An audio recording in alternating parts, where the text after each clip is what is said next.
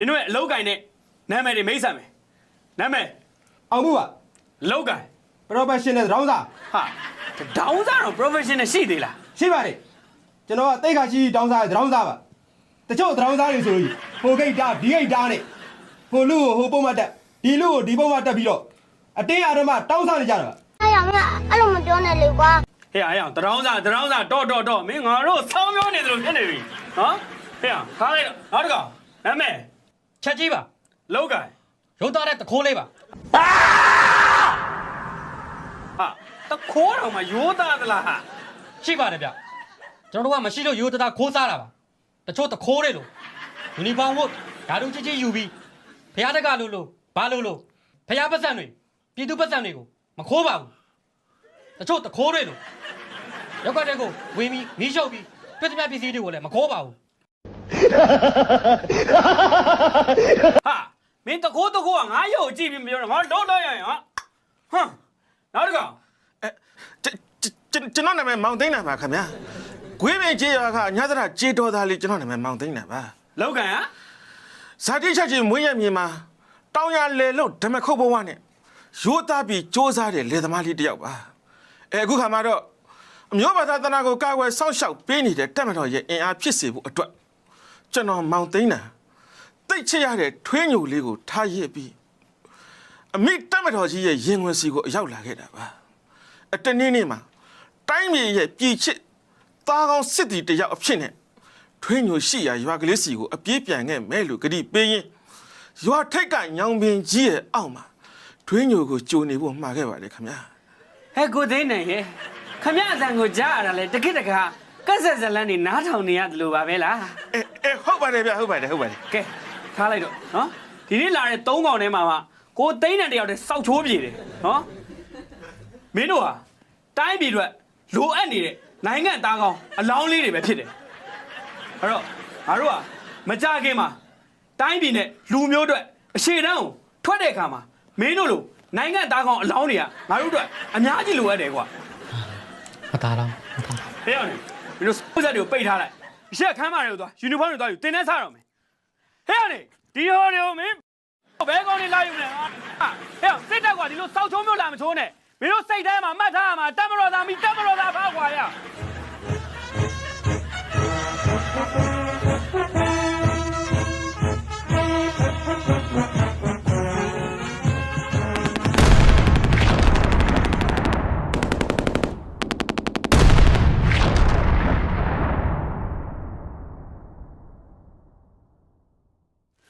မျော်လင့်ရင်မန္တရရဲ့ပန်းနိုင်သွဲရလာတဲ့တနည်းမဲတင်းဆိုတာကွယ်အထွေညိုကိုချော့တတ်လာခဲ့မယ်အခုများတိုင်းမြေဝန်ထားလည်းရမှုထွေညိုလေးရဲ့အတွေ့ဆိုတာဖြောက်ဖြက်ပြရရဲ့ မောင်သိန်းနေ ဘာကြီးမို့ မင်းရောက်လာပြီကို ဟုတ်ပါတယ်ဘာကြီးမို့အမျိုးဘာသာသာသနာကိုစောင့်ရှောက်ဖို့အတွက်တက်မတော်သားကောင်းတယောက်အဖြစ်နဲ့တာဝန်ထမ်းဆောင်ခဲ့တယ်ဟဲ့ဒီကကျွန်တော်မောင်သိန်းတယ်ဒွင်းညိုရှိရရွာကလေးစီကိုအောင်မွဲတွေနဲ့အတူအပြေးလာခဲ့တာမှဘာကြီးမို့ ငါပြောမယ်ကွာမင်းထုတ်ကြည့်ချစမ်းမ ဘာဖြစ်လို့လဲဘာကြီးမို့ရေမထိတ်တာမလန့်တာရှိလိုက်တာဗျာ မင်းအလားကောင်းပြီအခါနှောင်းသွားပြီမောင်သိန်းနေ ဘာကြီးမို့ထွေးညိုဘာဖြစ်လို့လဲဘာကြီးမို့ရေထွေးညိုလေဘာဖြစ်လို့လဲဗျာ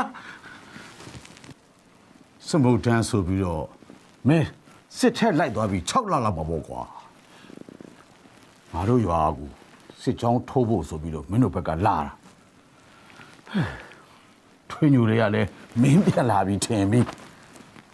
ဟောဒီညောင်ပင်အောက်ကနေပြီးတော့ထွက်အကျူဒီကောင်တွေကသူတို့ကိုမိုင်းချောင်ဖို့ကဲလာထောက်တယ်ထင်ပြီးတော့ထွေးညိုအော်ဒီမှာကျတတ်ပြစ်လိုက်တယ်ကွာ ဖြစ်နိုင်မှာမလားဘာကြီးမုံရဲ့ဖြစ်နိုင်မှာမလားဗျာတက်မလို့ဆိုတာရန်သူနဲ့တွေ့ရင်မီးလို့ပြည်သူနဲ့တွေ့ရင်ပန်းလို့ထာဝရဆက်ဆံတဲ့တက်မလို့ကြီးပါဘာကြီးမုံရဲ့တက်မလို့ကြီးပါဗျာ ခွေးစကားတွေပြောနေတာမောင်သိန်းတန်မင်းမထွေးသေးတရွာလုံးမီးရှို့သွားလို့ပြာပုံဖြစ်နေပြီကွာဟိုမှာသာကြည့်တော့ တက်မတော်ကလှုပ်တာဖြစ်နိုင်မှာမလားဘာကြီးမုံရဲ့တကယ်လို့တက်မတော်ကလှုပ်တယ်ဆိုရင်တော့မှဒီအချက်သမားတွေကိုချေမုံဖို့အတွက်မလွှဲရမဆောင်တာရွာကမီးရှို့တာဖြစ်မှာဘာကြီးမုံရဲ့ရွာကမီးရှို့တာဖြစ်မှာ ခွေးစကားတွေမပြောပါနဲ့လားမောင်သိန်းတန်မင်းအဖေဆိုရင်လဲစစ်ကြောင်းထိုးလာတော့ပေါ်တာဆိုပြီးဖမ်းသွားတာမိုင်းနေမိလို့အခုသူ့အသားဆိုအစားနဲ့တော့ရှာမရဘူး အော်ဖေဒါကြောင့်လဲတားရဲ့ဖေဖြစ်နေတာကိုနောက်ဆုံးအချိန်မှာတော့မှတက်မတော်အတွက်တာဝန်ထမ်းဆောင်ရင်းနဲ့မိုင်းနေပြီးသွားတယ်တားရဲ့ဖေဂုံယူပါတယ်ဖေဂုံယူပါတယ် ခွေးစကားတွေပြောပြမိလားမောင်သိန်းတန် ဘာဖြစ်ပြန်ပြီလဲဘာကြီးမုံရဲ့ဘာဖြစ်ပြန်ပြီလဲလို့ မင်းအဖေကသူ့ဟာသူလဲလုတ်ပြီးပြန်အလားစစ်ကြောင်းနဲ့တို့တော့ပကပသတင်းပေးဆိုပြီးအတင်းဖန်ကြိုးတုံမိုင်းခွင်းနဲ့နင်းခိုင်းလို့သူ့အသားဆိုခုအစနဲ့တော့စားလို့မရတော့ဘူးကွာအဲ့ဒါကြောင့်သေတာကွာသေတာအခုမင်းကိုထွေးညိုလေးထွက်ကြိုးနေတဲ့ဒီညောင်မင်းကြီးလဲလေချောင်းကနေဘုံကျဲလို့စမုံတုံးသွားပြီကွာစမုံတုံးသွားပြီ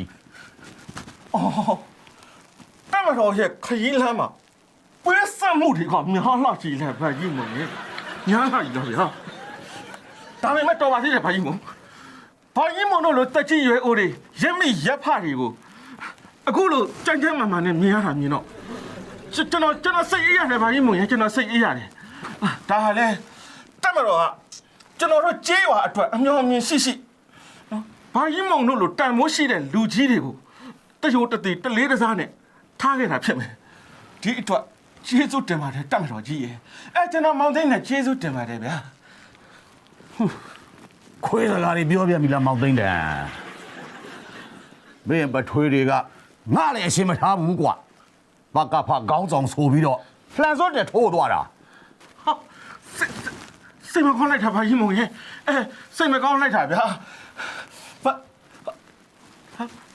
ဆိုဘာကြီးမုံကတေသွားပြီပေါ့တေပြီပေါ့ မင်းပထွေးတွေကတရားလုံးလှတ်သွားတာအားလုံးရှင်းစရာလားကွာရှင်းစရာလား ဒါဆိုရင်ဘာကြီးမုံကတေသွားတာတော့မှကျွန်တော်ကဘာကြီးမုံကိုဘာဖြစ်လို့မြင်နေရတာလဲဘာကြီးမုံကကျွန်တော်ကဘာဖြစ်လို့မြင်နေရတာလဲဗျာကျွန်တော်အောင်မွေးတွေနဲ့အတူပြန်လာတာကိုဘာကြီးမုံကကျွန်တော်ကိုမြင်နေရတယ်ဆိုတော့ဒါလည်းတက်မတော်ရဲ့ထူးခြားတဲ့ဝိသေသတစ်ခုပါပဲကျေးဇူးတင်ပါတယ်ကျေးဇူးအနန္တပါတက်မတော်ကြီးတန်ကျေးဇူးအနန္တ ခွေးစကားတွေပြောနေတာပဲ ဘာဖြစ်ပြန်ပြီလဲဘာကြီးမုံရဲ့ဘာဖြစ်ပြန်ပြီလဲလို့ မင်းလည်းဘာအောင်ပွဲထဲမှာပြန်လာတာမဟုတ်ဘူးဘာသာပေါ်ပြီးဝိညာဉ်ဖြစ်နေပြန်လာလို့ငါ့ကိုတွေ့ရတာပေါ့ကွာ ဘာကြီးမုံပေါ်လည်းနှက်ခါမရရွာလည်းပြကြဆိုတယ်လို့ပစိုးလည်းကွယ်အကျိုးလည်းနဲ့အကျိုးလည်းရုပ်အမျိုးလည်းပြုတ်ပါပေါ့ဘာကြီးမုံရဲ့ထွေးညိုလေးကိုမအေလို့အာနာယူတွေကြောင့်ကိုလိုဘွားတွေပြက်ရပါပြီထွေးညိုလေးအခုတော့မောင်ကြီးပြန်လာတဲ့လမ်းကိုထွေးညိုလေးပြေးမကြုံနိုင်တော့ဘူးပေါ့